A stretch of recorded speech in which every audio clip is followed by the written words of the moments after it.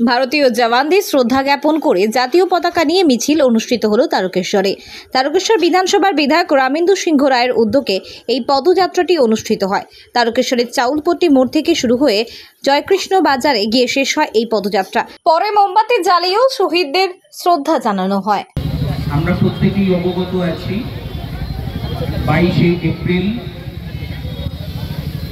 আমাদের দেশের ভূস্বর্গ কাশ্মীরের একটা টুরিস্ট স্পট, সেটা হচ্ছে পায়েলগাঁও।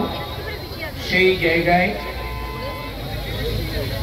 দেশ এবং বিদেশে বহু পর্যটক যেতে শুরু করেছিলেন, কিন্তু আমরা 22 তারিখ দেখলাম সেখানেতে জঙ্গিরা এই পর্যটকদের ওপর তার স্ত্রীকে পাশে দাঁড় করিয়ে বা তার সন্তান সন্ততিকে পাশে দাঁড় করিয়ে নির্বিশেষে গুলি করে 26টি প্রাণ কেড়ে নিল। এবং পরের দিন এই জঙ্গিদের সাথে কিংবা পাকিস্তানি সেনার সাথে গুলি বিনিময়ে আমাদের এই পশ্চিমবাংলার নদিয়ার আর্মি ঝন্টু আলী শেখ প্রাণ দিলেন।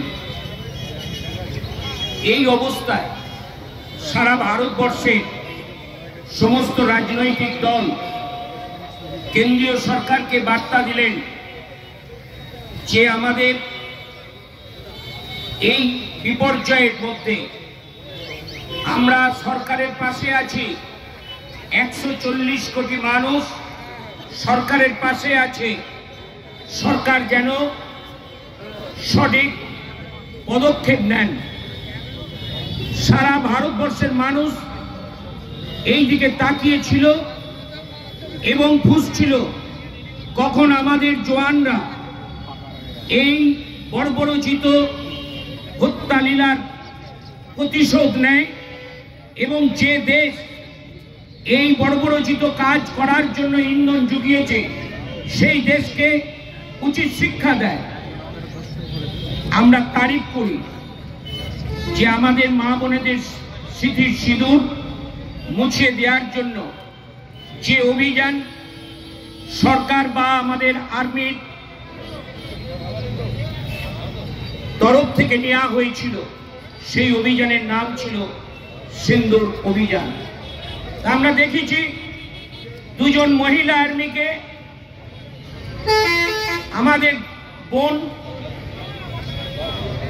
সোফিয়া কুরেশিয়া এবং ভূমিকা সিংকে দায়িত্ব দেওয়া হয়েছিল যে অধিকৃত কাশ্মীর এবং পাকিস্তানের মধ্যে যে জঙ্গি ঘাঁটিগুলো ছিল সেই জঙ্গি ঘাঁটিগুলোকে ধূলিসাৎ করার জন্য গর্বের সাথে সাহসিকতার সাথে এই দুই মহিলা আর্মি তার সাথে ভারতীয় আর্মিরা একেবারে নিশানা ঠিক রেখে শুধুমাত্র জঙ্গিদেরকেই টার্গেট করে সেই জঙ্গি ঘাঁটিগুলোকে ধূলিসাৎ করেছে।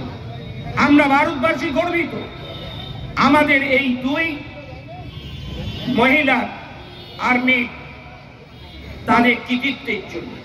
আমরা কুর্নিশ করি, আমরা তাদেরকে শ্রদ্ধা জানাই, আমরা তাদেরকে অন্তরের অন্তঃস্থল থেকে আবারও বলি যে তোমরা এগিয়ে চলো, 140 কোটি মানুষ তোমাদের সাথে আছে।